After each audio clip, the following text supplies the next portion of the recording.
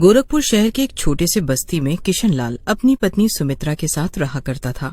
किशनलाल और सुमित्रा के बेटे बहू ने उन्हें कई सालों पहले ही घर से निकाल दिया था।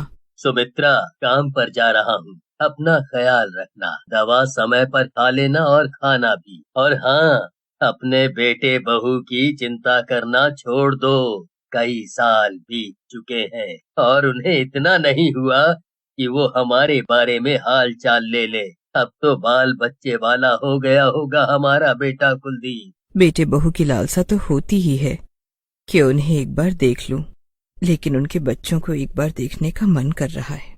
कुछ चीजें किस्मत में नहीं होती और जो किस्मत में नहीं है उसे सोचकर भी समय बर्बाद करना बेवजह है। इतना कहने के बाद किशनलाल स्कूल के लिए निकल जाता है। दरअसल किशनलाल पास के एक स्कूल में बस चलाने का काम किया करता था। किशनलाल बस ड्राइवर था और वो स्कूल से बच्चों को लाने ले जाने का काम किया करता था। एक रोज स्कूल में एक छोटा सा बच्चा लंच के समय पर रो रहा होता है। अरे बेटा, क्या बात है, क्यों रो रहे हो तुम? मुझे घर जाना है, मुझे स्कूल में नहीं रहना। लगता है आज तुम्हारा पहला दिन है। अगर मैं तुम्हें ये चॉकलेट दूं तो भी तुम रोना बंद नहीं करोगे?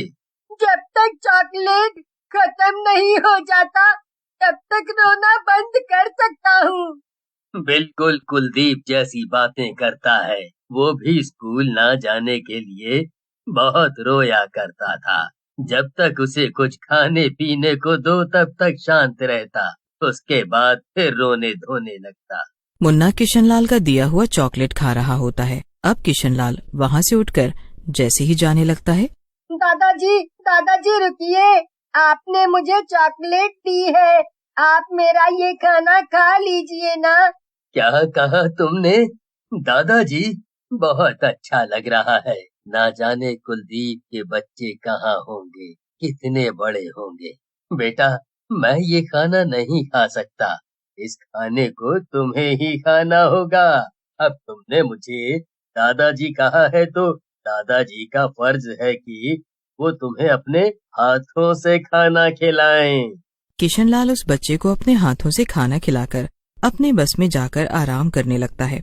उसे कुलदीप और अपने बहू बच्चों की बहुत याद आ रही थी, लेकिन वो क्या करता, उनके बच्चों ने तो उन्हें पहले ही घर से निकाल दिया था। ऐसे ही समय बीत रहा था। किशनलाल को वो नन्हा बच्चा स्कूल में रोज ही दिख जाया करता। अब किशनलाल भी रोज उसके लिए कुछ न कुछ लाया करता। एक रोज किशनलाल को मुन्ना कहीं भी नहीं दिखता, तो किशनलाल उसके बारे में उसके क्लास की टीचर से पूछता है। टीचर जी, वो मुन्ना आज स्कूल नहीं आया। वो मैं उसके लिए चॉकलेट लाया था। बच्चा है ना, तो उसे चॉकलेट दे दिया करता हूँ। आज उसकी तबीयत खराब हो गई थी तो उसके माता पिता आए थे उसे लेने। अच्छा, ऐसा क्या? वैसे कहाँ रहता है वो? उसके बारे में कुछ पता हो तो बता दीजिए, मैं उसे देख आऊं। वो पास की ही सोसाइटी में रहते हैं। मैं तो बस इतना जानती हूँ कि उसके बच्चों के पिता का नाम कुलदीप और माता का नाम रानी है। क्या? मुन्ना के पिता का नाम कुलदीप और माँ का नाम रानी? ये तो मेरे बेटे और बहू के नाम से मिलते जुलते हैं। और मेरा बेटा भी पुलिस में है। कहीं मुन्ना मेरा पोता तो नहीं? क्या ये सच है? नियति ने मुझे मेरे बच्चे से मिला दिया। अब 2-3 दिनों बाद मुन्ना जब स्कूल आता है तो किशनलाल उसे गले से लगाकर, बिल्कुल अपने बाप जैसा है रे तू।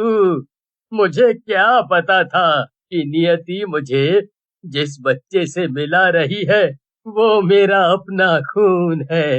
किशनलाल को मुन्ना से मिलकर बहुत अच्छा लगता है। किशनलाल एक रोज छुट्टी के वक्त पर मुन्ना को उसके बेटे कुलदीप को ले जाते हुए देखता है और उसका शक यकीन में बदल जाता है। अब उसे कोई भी शंका नहीं रह गई थी कि मुन्ना उसका पोता नहीं है। किशनलाल उसके लिए ढेर सारी चॉकलेट्स, आइसक्रीम्स, बिस्किट रोज लाया करता। एक रोज ढेर सारा चॉकलेट मुन्ना के बैग में देखकर कुलदीप अपने बेटे से पूछता है, किसने दिए तुझे इतने सारे चॉकलेट बिस्किट? कौन देता है तुझे ये सब रोज रोज? एक बूढ़े दादाजी मुझे इतना सारा सामान देते हैं और वो मुझे बहुत प्यार भी करते हैं। आज तो उन्होंने मुझे ये भी कहा है कि मैं उनका पोता हूँ। अजी, स्कूल में पता कीजिए कि कौन इस नालायक को इतना सारा खाने पीने की चीजें दे रहा है। कहीं ऐसा न हो कि कल को वो इंसान इसे बहला फुसला कर ले जाए। इधर किशनलाल अपनी पत्नी सुमित्रा को सारी बातें बता देता है। सुमित्रा भी अब अगले ही रोज लंच के समय अपने पोते से मिलने आती है, लेकिन तभी वहाँ कुलदीप आता है।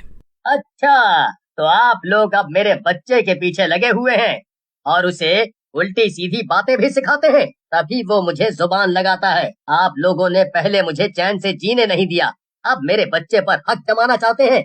मैंने आप दोनों से बहुत पहले ही रिश्ता नाता तोड़ लिया है, तो कृपया करके आप लोग हमारे परिवार को सुख शांति से जीने दें। मैं तो आज पहली बार तेरे पिता के कहने पर अपने पोते को देखने आई थी। कितना सुंदर है मेरा पोता। बेटा, हम तेरे बच्चे को बिगाड़ नहीं रहे, बस इसे देखकर जी भर आता है। आज इतने दिनों पर तुझे देखकर अच्छा लग रहा है। मुन्ना भी मुझे रोज मिलता है, इसे देखकर बहुत सुकून मिलता है मुझे। आज के बाद से दोबारा मेरे बच्चे के आसपास भी मत दिखना आप लोग। लेकिन सुमित्रा अपने पोते को देखकर बहुत खुश थी और किशनलाल तो मुन्ना से रोज मिल लिया करता था। अगले दिन किशनलाल को पता चलता है कि कुलदीप ने उसका नाम स्कूल से कटवा दिया है और न ही अब वो पास की सोसाइटी में रहता है, ताकि वो किशनलाल और सुमित्रा से दूर रहे। आ गए आप। और मुन्ना कैसा है? कितना प्यारा है ना कुलदीप का बेटा। प्यारा तो है, लेकिन अब कहाँ है, कैसा है पता नहीं। कुलदीप ने पास की सोसाइटी भी छोड़ दी और अपने बेटे का नाम भी स्कूल से कटवा दिया। किशनलाल अब कई दिनों तक स्कूल नहीं जाता। उसकी तबीयत अचानक बिगड़ गई थी और करीब 1 सप्ताह बिस्तर पर रहने के बाद किशनलाल को अटैक आता है और वो इस दुनिया को अलविदा कह देता है। किशनलाल की मौत से सुमित्रा को गहरा सदमा लगता है। दूसरी तरफ कुलदीप और उसकी पत्नी रानी अपने बेटे को एक अच्छे और नए स्कूल में दाखिला करवा चुके थे। सुमित्रा अब जैसे तैसे अपना गुजारा कर रही थी। वहीं दूसरी ओर कुलदीप अपने परिवार के साथ खुश था। एक रोज मुन्ना स्कूल की तरफ से पिकनिक पर जाता है, लेकिन रास्ते में अचानक से बस का ब्रेक फेल हो जाता है। बस ड्राइवर बस को इधर उधर भगाने लगता है। सभी बच्चे बस में सीट पकड़कर चिल्ला रहे थे। बस ड्राइवर को कुछ भी समझ नहीं आ रहा था। बच्चे भी घबराए हुए थे। तभी अचानक बस ड्राइवर की जगह कमान किशनलाल संभालता है। किशनलाल को देखकर मुन्ना बहुत खुश था। किशनलाल जो कि मर चुका था और उसकी आत्मा अपने पोते को देखने के लिए भटक रही थी और वो अपने पोते के पुकारने पर उस मुसीबत की घड़ी पर हाजिर हो जाता है और उस बच्चे से भरी ब्रेक फेल बस को भी किशनलाल रोक पाने में कामयाब होता है। दादाजी, माँ और पिताजी ने मुझे आपसे अलग करने के लिए दूसरे स्कूल में नाम लिखवा दिया। अब आप मेरे स्कूल आया कीजिएगा ना। अरे वो एक भूत है, किशनलाल का भूत। किशनलाल, मैं तुम्हें जानता हूँ, याद है हम एक बार स्कूल में मीटिंग के दौरान मिले थे। मैं यहाँ किसी को नुकसान पहुँचाने नहीं आया हूँ। मेरी आत्मा तो मेरे इस नन्हे से जान के लिए भटक रही थी, जिसने मुझे पुकारा और मैं यहाँ चला आया। इसी के वियोग में मैंने अपना शरीर त्याग दिया और आज इसे देखकर मुझे मुक्ति मिल जाएगी। किशनलाल, तुम्हारे जैसा इंसान वाकई इस दुनिया में नहीं है। भले ही तुम्हारे बेटे बहू ने तुम्हें घर से निकाल दिया हो, लेकिन तुम्हारे और तुम्हारे पोते के प्यार ने ये साबित कर दिया कि वाकई तुमने इस मुसीबत पर न सिर्फ उसकी बल्कि बाकी के बच्चों की भी जान बचाई है। किशनलाल जो कि एक भूत था, वो बच्चों की स्कूल बस चलाकर उन्हें स्कूल तक पहुंचाता है और उसके बाद उसे मुक्ति मिल जाती है। जब ये बात कुलदीप और रानी को पता चलती है तो उनके आंखों में आंसू भर आता है और वो भावुक हो जाते हैं और वो अपनी माँ को ढूंढने निकलते हैं। बहुत पूछने के बाद कुलदीप को उसकी माँ मिल जाती है। तुझे आज याद आया है जब तेरे पिता ने अपना शरीर त्याग दिया? अपने पोते के लिए वो बिस्तर पर पड़े रहे और उन्हें अटैक आ गया। तूने अपने पिता की जान ली है। इन्हें माफ कर दीजिए माँ, और चलिए, पिताजी को जो दुख हमने दिया है अब वो दुख हम आपको नहीं देना चाहते। लेकिन जब कुलदीप को अपने पिता के बारे में पता चलता है तो वो अपनी माँ को अपने साथ रखने लगता है और भरा पूरा परिवार साथ में खुशी खुशी रहने लगता है।